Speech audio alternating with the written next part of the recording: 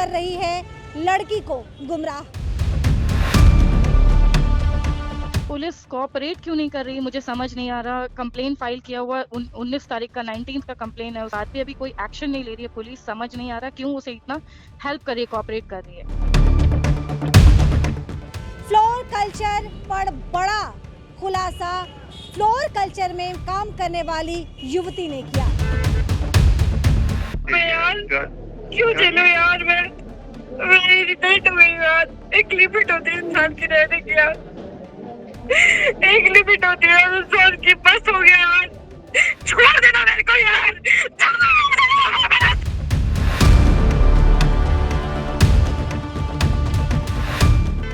किस तरह से युवतियों का हो रहा है मानसिक और शारीरिक शोषण। तुरंत रजिस्टर भी नहीं हुआ है, वो रजिस्टर करने के लिए भी आईसी ने वहां से मना कर दिया था कि लड़के को पहले ढूंढ के लाओ फिर हम रजिस्टर करेंगे। उनका ये कहना, पहले लड़के को लेकर आओ फिर हम रजिस्टर करेंगे, लड़के को कहीं बुलाओ, यहाँ मॉल में कहीं बुलाओ, फिर हम रजिस्टर करेंगे। कानून के लंबे हाथ अब तक आरोपी मुजरिम तक नहीं पहुंच पाए हैं।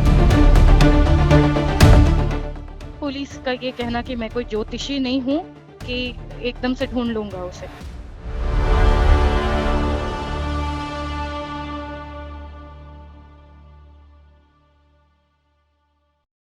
At Siliguri Model High School, dreams have no boundaries. We nurture creative minds, encouraging experiments.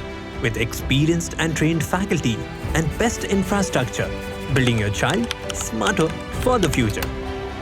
Ensuring they learn with twinkling eyes. Admission open for 2024-25. ये पहली दफा नहीं है जब बार और पब कल्चर की खबर हम आपको दिखा रहे हैं। बार और पब कल्चर की वजह से कई जिंदगियां तबाह हो चुकी है, लेकिन इससे किसी को क्या। नमस्कार, मेरा नाम मनु कृष्णा है। मेरे सहयोगी गौरव झा इस वक्त कैमरे पे मौजूद हैं। कुछ दिन पहले हमने आपको एक युवती की खबर दिखाई थी और उसने दावा किया था कि किस तरह से फ्लोर पे काम करते वक्त उसकी पहचान अमान अली नाम के शख्स से हो जाती है। मार्च में उसका अमान अली के साथ परिचय होता है और उसके बाद परिचय गहरा चला जाता है। हालांकि यह बताना ज़रूरी है कि जिस युवती की हम बात कर रहे थे वह फ्लोर पे काम करती थी और अमान अली एज अ गेस्ट आए थे। इसी बीच दोनों की नज़दीकियां बढ़ी और नज़दीकियां इतनी ज़्यादा बढ़ गई कि दोनों में प्रेम संबंध भी पनपने लगा। प्रेम संबंध पनपने लगा, लेकिन इस बीच में इस युवती ने कई बड़े दावे, कई बड़े खुलासे किए हैं। एक के बाद एक खुलासे किए हैं। अमान अली के बारे में तो इस युवती ने खुलासा किया ही है, लेकिन हम आपको बता दें कि किस तरह से प्रशासन उसे गुमराह कर रही है। एक जगह से दूसरी जगह, दूसरी जगह से तीसरी जगह अलग अलग बयान प्रशासन दे रही है। लड़की का दावा है कि प्रशासन उसकी मदद कम और उसको उलझा ज़्यादा रही है। ये खबर हमने आपको दिखाई थी। उसके बाद ये स्पष्ट कर दूं कि किसी परिचित के माध्यम से अमान अली ने मुझे कॉल किया था। मैं पूरी घटनाक्रम आपको बता दूं और उसने ये दावा किया था कि मैम मुझे 2 घंटे का वक्त चाहिए। हालांकि वो कॉन्फ्रेंस कॉल में मौजूद थे, किसी और के फ़ोन से के ज़रिए उन्होंने कॉन्फ्रेंस कॉल किया था और उन्होंने कहा था कि वो पूरी तरह से निर्दोष हैं। उन्हें बदनाम करने की एक षड्यंत्र रची जा रही है। उनके पास तमाम दस्तावेज हैं जिससे ये साबित होता है कि इस युवती के द्वारा जो भी आरोप लगाए जा रहे हैं वो बेबुनियाद है। लेकिन 2 घंटे का वक्त बीत गया, ना तो अमान अली आया और ना ही उसके द्वारा दिया गया एक भी सबूत। हम आपको बता दें एक बार फिर इस युवती का बयान सामने आया है। इस वक्त युवती मेडिकल में है, उसका मेडिकल चल रहा है और पिछले कई दिनों से मेडिकल में ही उसका दावा है कि प्रशासन ने उसे मेडिकल भेजा था और मेडिकल में अब तक उसकी जो मेडिकल की प्रक्रिया है पूरी नहीं हुई है। इस बीच में मेडिकल से जब उस युवती से जो इसी फ्लोर पे उनका दावा है कि यहाँ वो काम करती है और फ्लोर पे काम करती है। इस बीच में उन्होंने कई बड़े खुलासे किए हैं। फिलहाल वो मेडिकल में भर्ती है। इसके पहले भी मैं आपको बता दूं कि वो अमान अली से लगातार खुद को बचाते हुए विभिन्न होटल में रह रही थी कि ना जाने अमान अली कहाँ पहुँच जाए और किस जगह वह अपना पावर, अपना रुतबा दिखाना शुरू कर दे और उस पर जानलेवा हमला कर दे। क्योंकि पहली दफ़ा नहीं है कि अमान अली ने अपनी सो कॉल्ड प्रेमिका पर शारीरिक तौर पर मानसिक टॉर्चर, फिजिकल, मेंटल, फाइनेंशियल तीनों तरीके से अमान अली ने अपनी प्रेमिका को तोड़ के रख दिया। और इतना ही नहीं, उनकी प्रेमिका का दावा है कि अमान अली का एक नहीं बल्कि कई महिलाओं के साथ काफ़ी घनिष्ठ संबंध है। उस युवती ने क्या क्या खुलासा किया है अमान अली के बारे में, ये सुनिए। मैम अभी मैं हॉस्पिटल में हूँ। हॉस्पिटल में किसने आपको भर्ती कराया? क्या आपकी तबीयत ठीक नहीं है, आप खुद भर्ती हुई हैं? नहीं मैम, खुद नहीं भर्ती हुई हूँ, पुलिस ने भर्ती कराया, सैटरडे को कराया और आज करीब करीब 5 दिन हो गए, डिस्चार्ज नहीं हुई हूँ अभी तक। मेडिकल के नाम पे इतने दिन से भर्ती हूँ, जबकि मेडिकल फॉरेंसिक तो 2-3 घंटे ही बताया था, 2-3 घंटे में हो जाएगा। लेकिन उन्होंने बोला कि छुट्टी है, तो इसलिए उन्होंने मुझे बोला ट्यूसडे तक डिस्चार्ज हो जाऊंगी, लेकिन अभी तक नहीं हुई। अभी भी कुछ पता नहीं है कब डिस्चार्ज करेंगे। ऐसा क्या टेस्ट था कि आपको इतने दिन मेडिकल में रहना पड़ रहा और अभी भी आप कह रही हैं कि मेडिकल में है? मैम बस ये एक तरह से मेंटल टॉर्चर है, सो दैट मैं केस वापस ले लूँ या कुछ भी है। कोई कोऑपरेट नहीं कर रहा।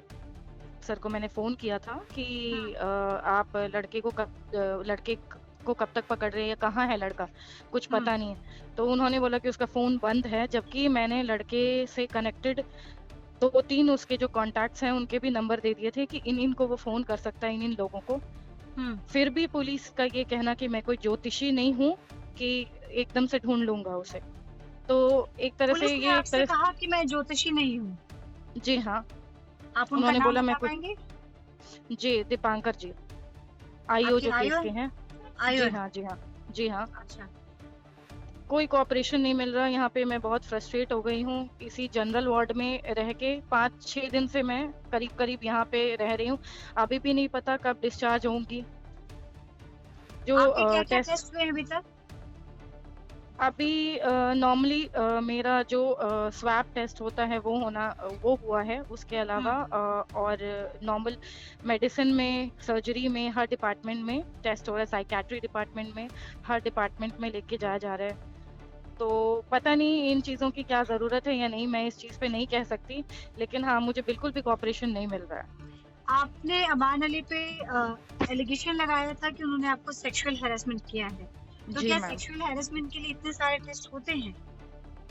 सेक्सुअल हैरेसमेंट के लिए मैम इतने तो नहीं होने चाहिए। मेरे ख्याल से जो पॉइंट है, जो मुद्दा है, उस चीज़ पे आके होना चाहिए। लेकिन मुझे कहीं ना कहीं ये लग रहा था कि मैं फ्रस्ट्रेट हो जाऊं, इसलिए मुझे इतने दिन से यहाँ पे रखा हुआ है। मैं फ्रस्ट्रेट हो जाऊं, फ्रस्ट्रेट होकर अपना केस वापस ले लूं।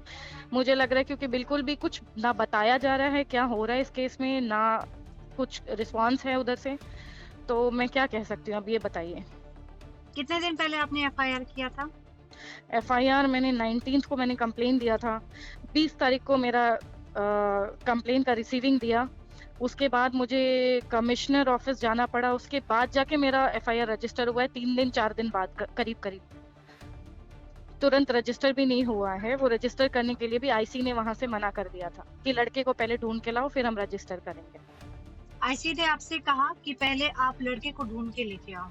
जी, उनका ये कहना पहले लड़के को लेकर आओ, फिर हम रजिस्टर करेंगे। लड़के को कहीं बुलाओ, यहाँ मॉल में कहीं बुलाओ, फिर हम रजिस्टर करेंगे। और लड़के का फ़ोन कंटिन्यू स्विच ऑफ है, ऐसा वो लोग बता रहे हैं। मैंने कभी ना फ़ोन करने की कोशिश की है, ना मैसेज करने की कोशिश की है, क्योंकि उन्होंने मेरे साथ बहुत गलत किया है।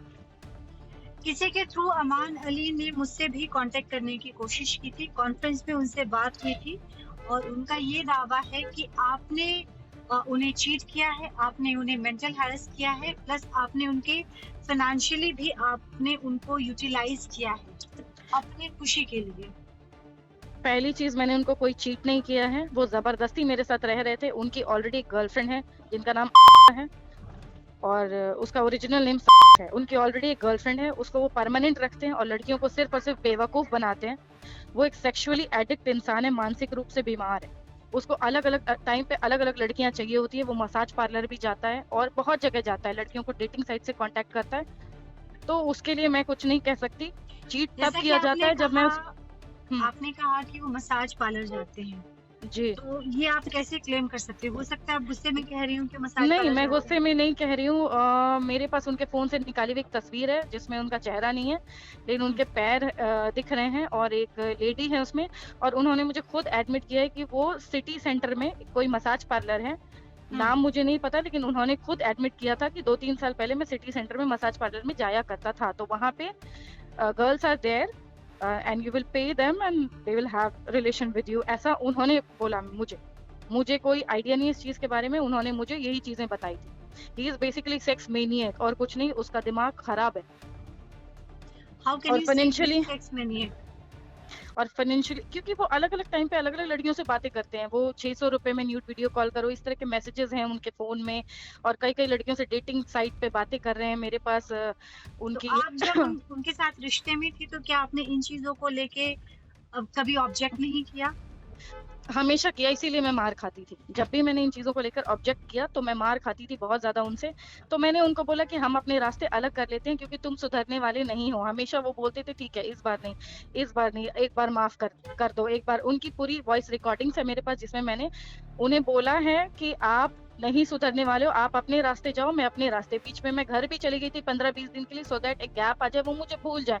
लेकिन जैसे ही मैं घर से आई वापस तो उन्होंने मुझे धमकियाँ देना शुरू कर दिया। मेरे घर वालों का नंबर, मेरी मम्मी, मेरे पापा, और उनका मेरे ये भी कहना कजन्स है और कि मेरी उनका ये भी कहना है कि घर वालों से आपके अच्छे रिश्ते नहीं हैं, आपसे कोई बात नहीं करता बिल्कुल भी है। नहीं। अभी मैं घर पे कहाँ दिवाली कहाँ मना के आई हूँ, मैं अपने घर पे ही मना के आई हूँ दिवाली, बिल्कुल भी नहीं। ये तो बहुत ही अजीब बात, ये तो बहुत ही बनावटी बात हुई क्योंकि मैं दिवाली घर पे ही मना के आई हूँ। तो अगर रिश्ते अच्छे नहीं होते तो मैं दिवाली घर पे नहीं मना वो तो सकती। ये भी मेरी कह पूरी चुके फैमिली हैं की कि फोटो आप है रिसेंट, अगर आप मांगेंगी। उनका हाँ ये भी जी। दावा है कि आपका डिवोर्स हो चुका है और आपने ये बात उनसे छुपाई है। मेरी शादी भी नहीं हुई तो डिवोर्स कहाँ से होगा। रिश्ते इस साल घर वाले देख रहे हैं, अब शादी होनी है मेरी शादी भी नहीं हुई है। अगर उनके पास कोई सबूत है मेरी शादी का तो वो दे सकते हैं, या डिवोर्स का कोई सबूत है वो दे सकते हैं। और रही बात फाइनेंशियली यूज करने की के लिए, तो आई थिंक मैं इंडिपेंडेंट लड़की हूँ, मैं उनको फाइनेंशियली मैंने कभी भी यूज नहीं किया। इनफैक्ट उन्होंने ही मुझे यूज किया। 10,000 देना, 20,000 देना, हर महीने मांग, EMI भरना है, अभी ये हो गया है, बैंक का ये प्रॉब्लम हो गया, इंश्योरेंस के लिए पैसा चाहिए, 1 लाख दे दो, अफसर खान को देना है, अफसर खान है उसका नाम लेता रहता है हमेशा, उसको देना है, तुम्हें वापस मिल जाएगा पैसा। लास्ट टाइम उन्होंने मेरे से 1 लाख रुपए कैश लिए थे और और और, और 30,000 रुपए उन्होंने ट्रांसफर करवाया था। तो 30,000 रुपए तो मुझे रिफंड मिल गया था, लेकिन जो कैश वो लेके गए थे घर से वो मुझे रिफंड नहीं मिल पाया। इस पूरे घटनाक्रम में पुलिस का क्या रोल है? पुलिस कोऑपरेट क्यों नहीं कर रही मुझे समझ नहीं आ रहा। कंप्लेन फाइल किया हुआ 19 तारीख का, 19 का कंप्लेन है, उसके बाद भी FIR रजिस्टर करने में भी दिक्कत किया। FIR रजिस्टर करवा भी लिया, कमिश्नर ऑफिस जाके वहाँ से कंप्लेन देके वहाँ रजिस्टर भी करवा लिया, उसके बाद भी अभी कोई एक्शन नहीं ले रही है पुलिस। समझ नहीं आ रहा क्यों उसे इतना हेल्प कर रही है, कोऑपरेट कर रही है। और उसके अगेंस्ट ऑलरेडी कई केसेस हैं, उसके अगेंस्ट ऑलरेडी कई लोगों के कंप्लेन है, पहले भी कंप्लेन है उसके अगेंस्ट, ऐसा नहीं है कि नहीं है। एक सवाल मैं आपसे जानना चाहती हूँ, ये बताइए कि हमारी जैसी हिंदी उनकी नहीं, जिस भाषा में वो बात करते हैं, हमारे बेसिकली जो इंडियंस हिंदी जैसे हम बोलते हैं वैसे उनकी हिंदी नहीं है, थोड़ी जी अलग मैम। है। वो जी क्या इंडियन मैम। है या कहीं और के हैं? वो या तो शायद अफगानिस्तान के हैं या पाकिस्तान के, क्योंकि जिस लैंग्वेज में वो बात करते हैं वो लैंग्वेज है पश्तो। मैंने एक दिन उनसे पूछा भी था कि आप ये कौन सी भाषा में बात कर रहे हैं, तो उन्होंने बोला ये पश्तो है। वो अपने रिश्तेदारों से जो बात करते हैं, और कई बार उन्होंने मजाक में मुझे लगता था कि मजाक में बोलते भी थे कि मेरे साथ पाकिस्तान चलोगी, मेरे साथ Pakistan. I don't know whether he is from Pakistan और Afghanistan, but this language is basically I think from Pakistan और Afghanistan. But he is not Indian, that is for sure. That is for sure, he is not Indian.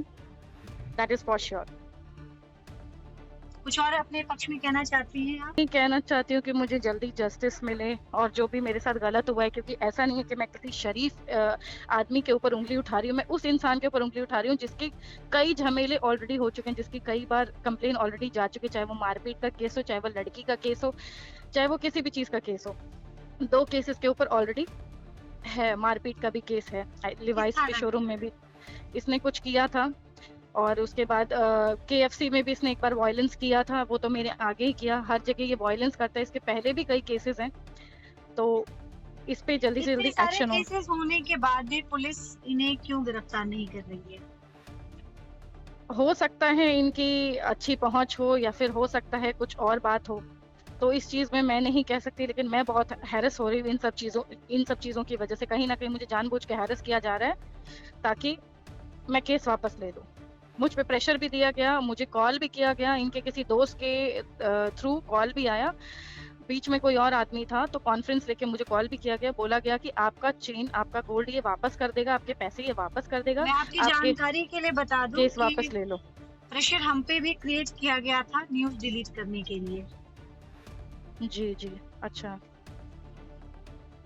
पता मैं आपको नहीं ये, बताना चाहती हूँ लेकिन कि वो प्रेशर हम पे जी भी क्रिएट किया गया था कि कुछ बात करके करते हैं और न्यूज डिलीट कर दीजिए, जो भी खर्चा पानी आपका हुआ है वो हम देख लेते हैं, न्यूज डिलीट करते हैं। ये मैं आपकी जानकारी के लिए बता रही हूँ। जी, अच्छा, ये ऐसा कर सकते हैं क्योंकि इनका ये काम है पैसे ऑफर करके इधर उधर करना। इनका तो ये शुरू से ही इनकी आदत है, लड़कियों को भी ये पैसे ऑफर करते हैं। आपको तो कर ही सकते हैं, क्योंकि मेरे खिलाफ तो इनको पता नहीं इन्हें मुझसे पर्सनल क्या दुश्मनी है। मैंने इनको सिर्फ इतना ही बोला था कि अगर आप अपनी गर्लफ्रेंड के साथ रहते हो तो आप वहीं रहिए, तो उनका एक ज़बरदस्ती है कि नहीं मुझे तुम्हारे साथ रहना है। और जो बातें इनके दोस्त के थ्रू, मैं उनका नाम नहीं जानती, जो बात इनके दोस्त के थ्रू मेरे पास रिकॉर्डिंग में है वो भी मैं आपको सेंड कर सकती हूँ, जिसमें इन्होंने कहा है कि केस तो हो गया है, अब क्या करना है, आप अपनी चीज़ें वापस ले लीजिए और केस वापस ले लीजिए। तो ये तो खुद ही एडमिट कर रहे हैं कि वो मेरी दी हुई चीज़, और यहाँ पे ये खुद गलत है। कुछ और कहना चाहेंगे आप पति?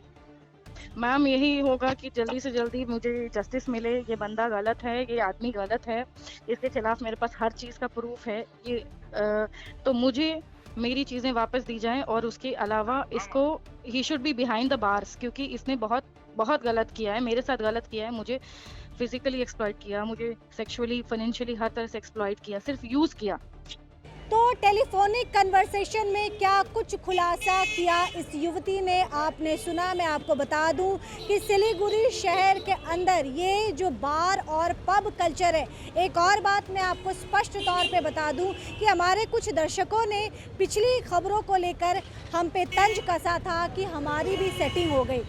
मैं आपको ऐसे दर्शकों को ये बताना चाहती हूँ कि हमारा काम सिर्फ खबरों को उजागर करना है, इस पे कार्रवाई प्रशासन को करनी होती है, हम कार्रवाई नहीं कर सकते हैं। लेकिन बार और पब कल्चर किस तरह से सिलीगुड़ी के अंदर गंदगी फैला रहा है, परिवारों को तोड़ रहा है, ये तमाम खबरें हम आपको दिखा सकते हैं, जो हम लगातार दिखा रहे हैं।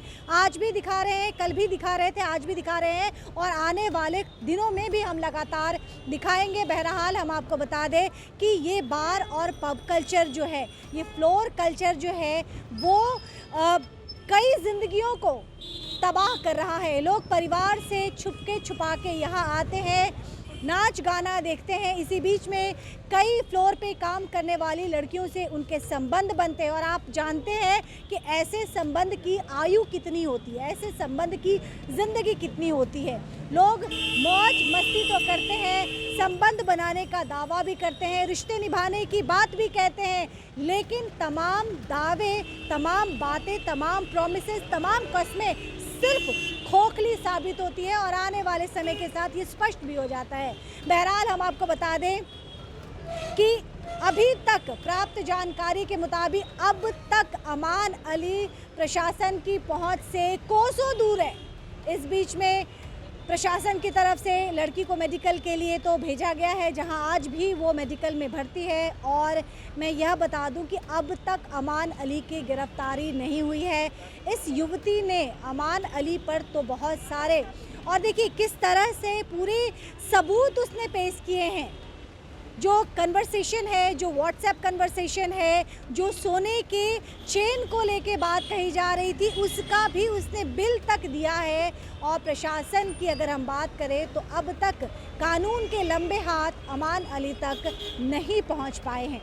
अब देखने वाली बात है कि अमान अली तक प्रशासन के हाथ कानून के हाथ कब और कहां पहुंचता है।